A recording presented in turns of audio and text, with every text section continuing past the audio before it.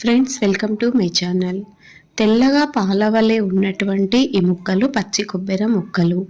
ఒక చిప్ప పచ్చి కొబ్బరి తీసుకొని దాని వెనకాల పీల్ మొత్తం తీసినాక చిన్న చిన్న పీసెస్ లాగా కట్ చేసుకొని ఒక్కసారి వాటిని శుభ్రంగా కడగాలి. తర్వాత ఒక గ్లాసు బాస్మతి రైస్ తీసుకోండి.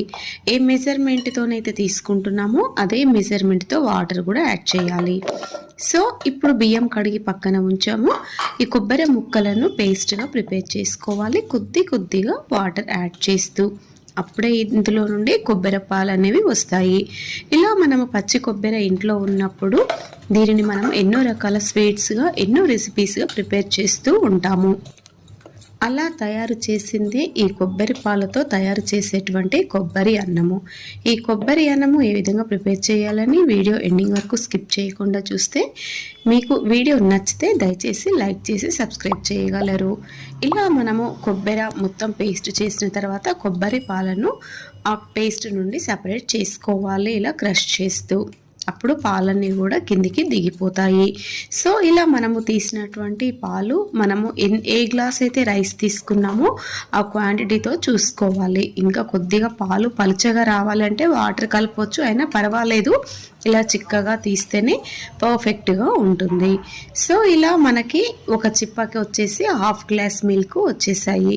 సో ఇలా వీటిని పక్కన ఉంచేసి ముందుగా మనము శుభ్రంగా కడిగి పక్కన ఉంచినటువంటి ఈ బాస్మతి రైస్ని ఒక గిన్నెలోకి తీసుకొని వీటిని ముందుగా రైస్ ప్రిపేర్ చేసుకోవాలంటే అన్నాన్ని ఉడికించాలి.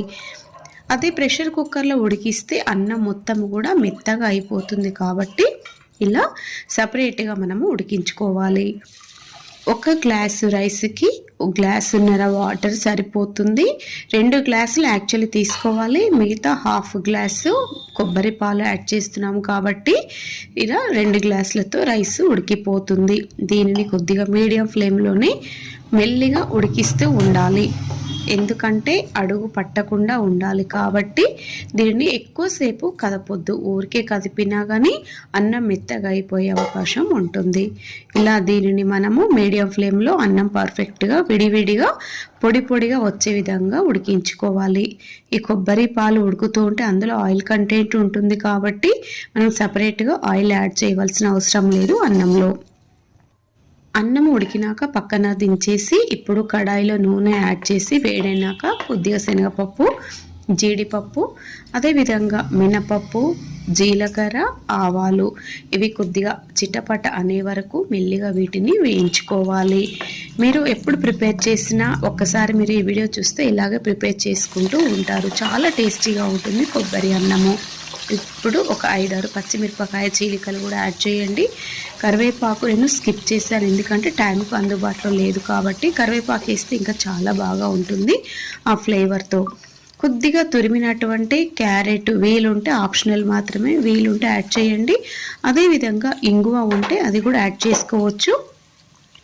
సో ఇలా కొబ్బరి ఇప్పుడు మనము పాలు తీసినటువంటి ఆ కొబ్బరి ఉంది కదా, నేను అదే కొబ్బరి యాడ్ చేశాను. సపరేట్గా ఏమీ ఇంకా వేరే కొబ్బరి చిప్ప తీసి తురుమలేదు. అదే తురుముతో ఇప్పుడు ఇందులో యాడ్ చేసి పూర్తిగా దీనిని ఒక 2 నిమిషాలు పచ్చి స్మెల్ పోయే వరకు ఇలా లో ఫ్లేమ్లోనే ఫ్రై చేశాను.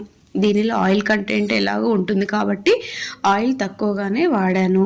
సో ఇలా మనము మూకుడు ఏదైతే ప్యాన్ వాడుతున్నామో అడుగు పట్టకుండా ఉండే ప్యాన్ చూసి మెల్లిగా దీనిని కదుపుతూ ఉంటే అడుగు పట్టకుండా ఉంటుంది.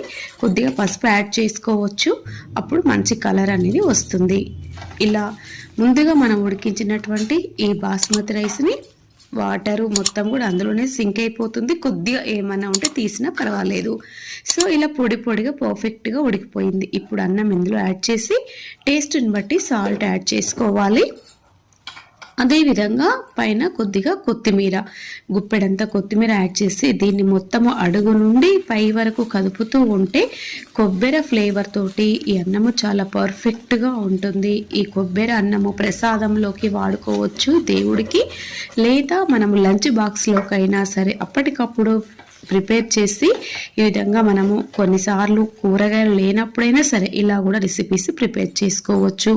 దేవుడి దగ్గర కొట్టిన కొబ్బరికాయలు మనం ఇలా అన్నంలాగా ప్రిపేర్ చేసుకోవచ్చు, స్వీట్స్ లాగా ప్రిపేర్ చేసుకోవచ్చు. ఈ కొబ్బరి అన్నము ఒకసారి టేస్ట్ చూస్తే మీరు ఎప్పుడు కావాలన్నా ఇలాగ ప్రిపేర్ చేసుకుంటారు. ఫ్రెండ్స్, ఈ వీడియో నచ్చితే దయచేసి లైక్ చేసి సబ్స్క్రైబ్ చేయగలరు. మరలా కొత్త రెసిపీతో నెక్స్ట్ వీడియోలో